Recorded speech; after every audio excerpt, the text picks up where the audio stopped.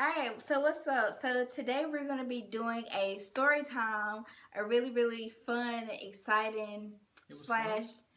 I mean, it's going to be fun to like film it, but It was fun but for you we guys. can It's laugh fun for you about it guys. now, but during the time that this event took place, it was really scary.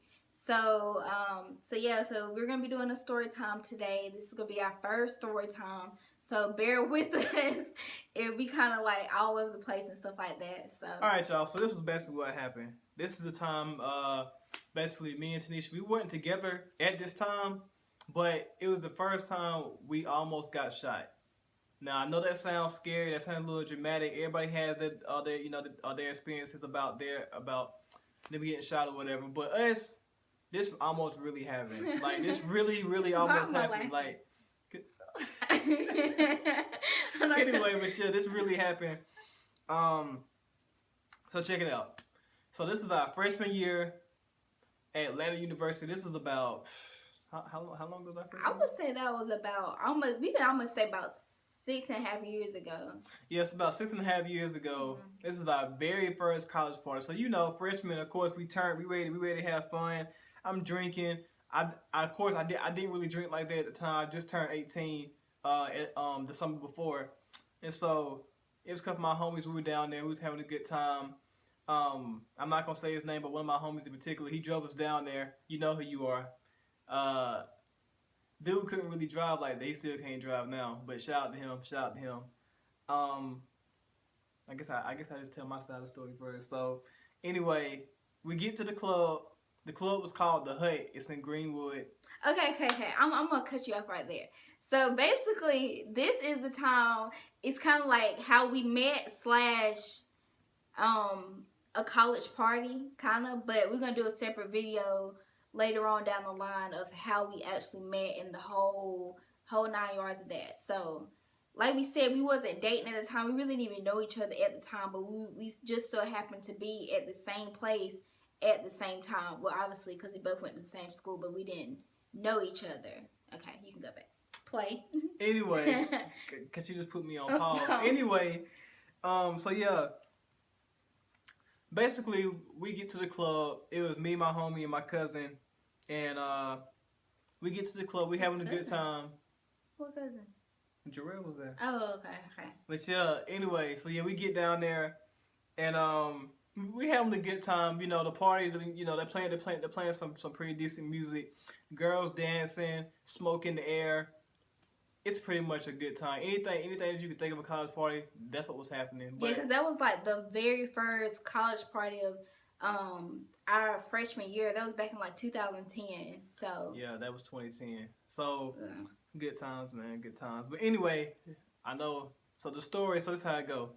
So everybody having a good time, but of course, like y'all know, at college parties, there's locals there who like to ruin everything, who don't want to see college students have fun and shine. I don't think so anyway, because they always shut the party down. But anyway, long story short, it was some locals who got into the party. They basically got upset. One of them was, I guess, got into it with the other local. I'm not really sure exactly how it started. Only thing I know is about an hour or two into the party, everybody started coughing and looking around and Like everybody was like like couldn't couldn't see. At the time I wore contacts, so my contacts was burning. I didn't know what was really going on. I look around, so apparently the police unmaced the club. The club done got maced. Everybody coughing, everybody Can't running. see, can't breathe. Can't nobody breathe. Next thing you know was everybody was just like trampling over each other trying to get out the club. But I seen it. I'm put the picture on. I seen it like firsthand. I was literally like, I'm right here. The fight was like right over here. Like I seen it all. But yeah, everybody was like coughing, trampling over each other. So what we do? So of course we ran outside like Everybody, and it was like hundreds of people at this party. Like it trying was to get a through lot that of small people. door. I'm seeing girls getting picked One up, put on exit. dudes' backs. Yeah, one exit. Yeah. It was only one exit. People getting trampled over. I mean, honestly, it was a pretty bad experience. But this ain't even the mace wasn't even the bad part. The bad part was when I got outside. Yeah. When I get outside, right, I finally found my cousin and one of my homies. He was there. Of course, he was asking, was all right, was all right. I was good because I wasn't in the fight. But anyway, I'm wiping my eyes, right, because I couldn't see because I had contacts in. I get outside. I see this one dude pop open his trunk, right? This man, like, trunk. He popped his trunk open. He got out a shotgun. I don't know what kind of gun it was because I'm not into guns like that. All I know is the shotgun. And I remember his words exactly. This man said, I'm going to put him to sleep early tonight. Put him to sleep early tonight? What the? To sleep. So that means they about to shoot up, you know what I'm saying? They about to shoot up the parking lot. All right, so I'm going to pause you right there. Because this is where my point of view comes from. Mind you, me and Marcus didn't know each other. We didn't even, like, at all. We didn't even know each other. We didn't come to the party together or nothing. But I seen the same exact thing that he seen, which is the funny part. Because my car, well, I wouldn't say my car. We're just going to rewind this. So after the party, or whenever, you know, everybody started coughing and stuff, everybody ran outside. Me and my friend, my roommate at the time, we didn't have a car or anything like that. So we got our homegirl to drop us off. She didn't even, like, she didn't go to the club or anything like that. And so we got dropped off. So, of course, we weren't expecting the party to end when it ended. So we like, what the fuck we supposed to be doing? Because we ain't got no ride, but we got to get out of here ASAP. So, so we ran outside or whatever. I ran behind like a garbage can or something, like, because we thought, you know, of course everybody was about to start shooting, like, you know how local people get and stuff. And then next time we know, I can't even remember. Next thing I know, that I think some dude or something, or I think we asked the dude to I can't remember. He either asked us or we asked him to take us back to the college dorms because we didn't have no car. Mind you, we did not know this dude. I think there was locals, but they looked like they was nice. But I was like, you know, I had to tell my homegirl, I was like, look, we safer in this man's car than we are in this parking lot right now. So what we do, we just got in this man's car and we was just sitting there like, okay, we in this dude's car, and we came up with a plan in case something really happened. We was like, okay, so if they try to rape us, do some crazy stuff, we gonna have to jump out of this car and like haul ass. So, but yeah, so this is the part. We was in this dude's car. He said, yeah, we'll take y'all back. It's only like 10 minutes down the road.